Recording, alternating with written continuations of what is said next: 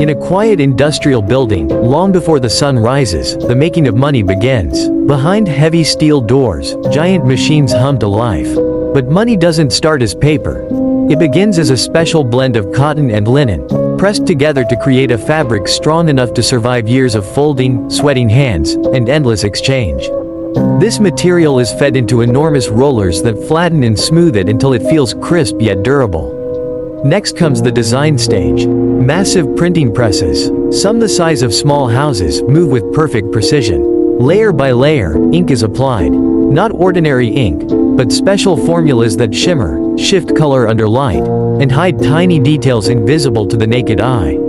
Each sheet passes through multiple rounds of printing. First the background patterns, then detailed portraits, then serial markings. Every step carefully aligned down to fractions of a millimeter. After printing, the sheets aren't finished yet.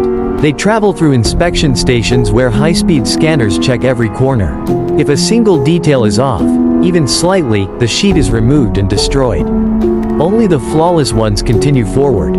Then comes cutting. Large sheets are sliced into individual pieces with razor-sharp accuracy. The freshly cut stacks move through counting machines that bundle them tightly, wrapping them in protective bands. But the journey doesn't end there. Every bundle is recorded, sealed, and prepared for distribution. From this silent factory, guarded and monitored every second, money begins its life, ready to move through markets, hands, dreams, and decisions.